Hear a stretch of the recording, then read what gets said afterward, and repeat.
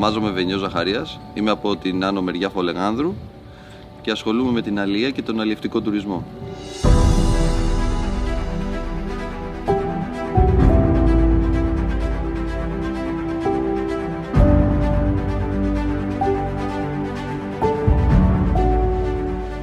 Με την αλία ασχολήθηκα από τα παιδικά μου χρόνια.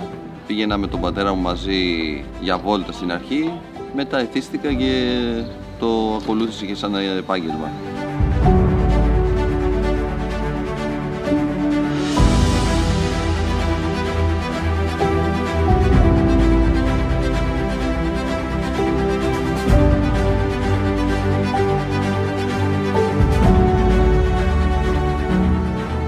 Εγώ ασχολούμαι με δίχτυα παραγάδια.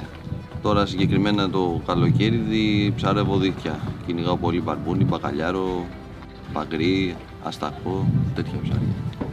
Το χειμώνα, λόγω που δεν είναι καλή αγορά για τέτοια ψάρια, για τέτοια είδη, ασχολούμαι με παραγάδι που είναι πιο σταθερές οι τιμές στα ψάρια του παραγαδιού.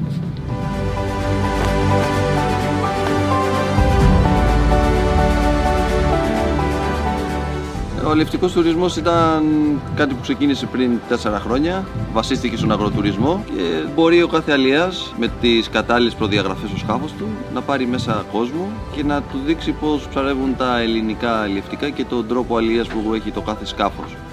Παίρνεις μαζί τον κόσμο, πας ρίχνεις τα δίχτυα σου, τα μαζεύεις, τα ξεψαρίζεις είτε ο παραγάδης ή οτιδήποτε κάνει το κάθε σκάφος.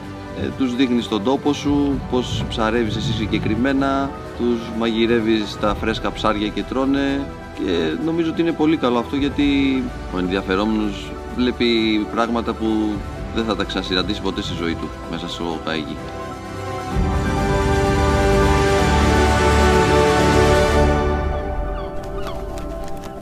Η τεχνολογία πάντα μου άρεσε. Οπότε όταν πρωτομπήκα στο καΐκι στα 15 μου, εκεί ήμουνα με τον πατέρα μου μαζί και του έλεγα να βάλουμε το ένα μηχάνημα, να βάλουμε το άλλο μηχάνημα. Μέχρι σήμερα έχουν περάσει 15-17 χρόνια και είπα ότι πρέπει λίγο να τα ανανεώσω γιατί μένεις πίσω. Εγώ κατέληξα στη Φουρούνο γιατί από πιτσιρικάς παρατηρούσα ότι είναι πιο πολυφορεμένο, ότι έχουν τα μεγάλα σκάφη πάνω.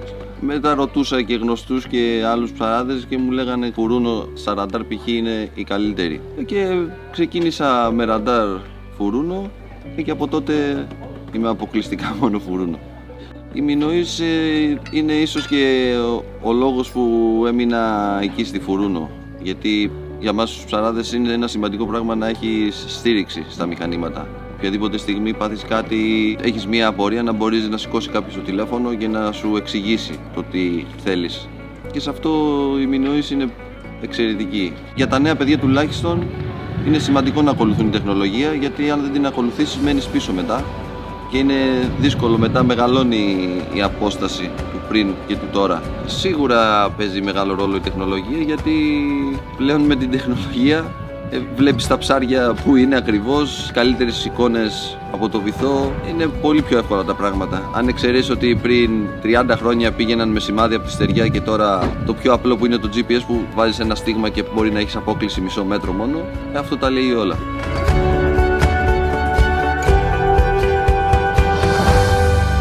Το καΐκι μου πλέον είναι το πάθος μου, το μεράκι μου. Είμαι αφιερωμένος εκεί, ο μισός στο σπίτι μου και ο άλλος μισός στο καΐκι.